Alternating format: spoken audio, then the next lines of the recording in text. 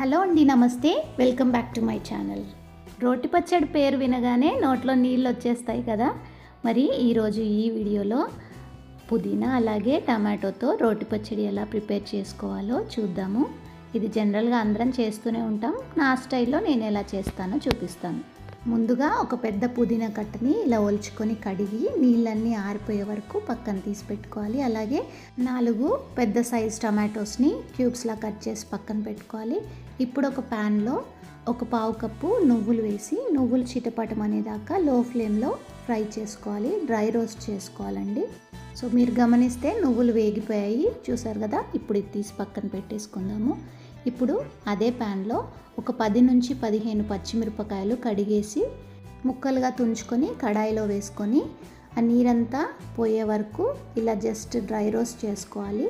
నీరంతా పోయింది అనుకున్నప్పుడు 1 టీ స్పూన్ ఆయిల్ వేసుకొని ఈ ముక్కలన్నిటినీ పచ్చిమిర్చి ముక్కలన్నిటినీ మంచిగా వేపుకోవాలి. సో ఇది చిన్న టిప్ ఏంటి అంటే, మనం ఆయిల్ వేసి పచ్చిమిరపకాయలు వేయగానే మొత్తం ఇలా అంతా చిత్తులుతుంది కదా మన పైన. అట్లా కాకుండా ముందుగా వాటర్ లేకుండా ఇలా మొత్తం ఫ్రై చేసుకున్న తర్వాత ఆయిల్ వేసుకుంటే మనకి ఏం ప్రాబ్లం ఉండదు. హ్యాపీగా ఫస్ట్ టైం చేసుకునే వాళ్ళు కూడా ఇలా ఈజీగా పచ్చిమిరపకాయల్ని ఫ్రై చేసుకోవచ్చు. సో ఇప్పుడు అదే ప్యాన్లో మళ్ళీ నేను పుదీనా వేసాను. పుదీనా కూడా ఇట్లా వాటర్ అంతా ఇంకిపోయే వరకు చూస్తున్నారు కదా. ఇప్పుడు వాటర్ లెవెల్ ఏమీ లేదు. సో ఇప్పుడు కాస్త నూనె పోసుకుందాం, మళ్ళీ 1 టీ స్పూన్. సో నేను ఈ పచ్చళ్ళలో ఫ్రై చేసేటప్పుడు చాలా తక్కువ నూనె యూజ్ చేశానండి, మీరు గమనించుకోవచ్చు. ఈ పుదీనా కూడా నేను బాగా ఎక్కువేం ఫ్రై చేయనండి. జస్ట్ ఆ పచ్చివాసన పోయి ఆ వాటర్ కంటెంట్ పోయేంత వరకే ఫ్రై చేసుకుంటాను. ఆ ఫ్లేవర్ ఆ స్మెల్ రావాలి మనకి పచ్చళ్ళలో. సో ఇదంతా తీసి పక్కన పెట్టుకొని ఇంకాస్త ఆయిల్ వేసి కొన్ని మెంతులు వేసుకొని కట్ చేసిన టొమాటో ముక్కలు అలాగే పసుపు వేసి ఉడకబెట్టుకోవాలి. ఇప్పుడు టొమాటో ముక్కలు కూడా ఎక్కువ మగ్గకుండా జస్ట్ దానిపైన ఉన్న లేయర్ సెపరేట్ అయ్యేంత వరకు ఫ్రై చేసుకుంటే సరిపోతుంది. ఇందులోనే కాస్త చింతపండు కూడా వేసి టొమాటోస్ని ఉడకనివ్వాలి. చూస్తున్నారు కదా, ఇంత ఉడికితే సరిపోతుంది. లేయర్ సెపరేట్ అయింది.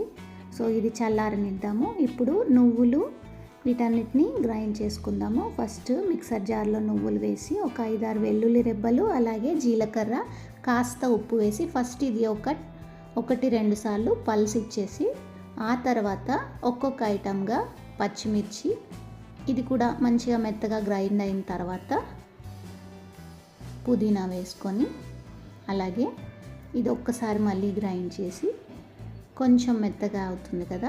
ఆ తర్వాత టొమాటో పీసెస్ వేసి టొమాటోని ఎక్కువసేపు గ్రైండ్ చేస్తే మెత్తగా అవుతుంది కాబట్టి ఇది లాస్ట్లో వేసి జస్ట్ ఒక పల్స్ 1-2 పల్సెస్ ఇచ్చుకొని కొంచెం ముక్కలుగా అలాగే టొమాటో ఉంచుకునేలాగా మీకు నచ్చినట్టుగా మీరు చేసుకొని తీసేసుకుంటే ఉప్పు చెక్ చేసుకోండి. ఇంకంతే అండి, మన టొమాటో పుదీనా పచ్చడి రెడీ అయిపోయినట్టే.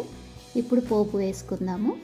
నేనైతే పోపు ఇలా శనగపప్పు, మినపప్పు, ఆవాలు, జీలకర్ర, ఎండుమిర్చి వేసి ఎండుమిర్చి బాగా ఫ్రై అయిన తర్వాత అందులోనే 1 రెమ్మ కరివేపాకు వేసి కాస్త పసుపు వేసేసుకొని అందులో కలిపేసుకుంటాను.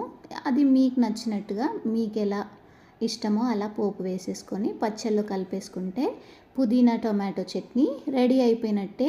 మరి ఈ రెసిపీ మీకు నచ్చితే తప్పకుండా లైక్ చేయండి, అలాగే మీ ఫ్రెండ్స్కి కూడా షేర్ చేయండి.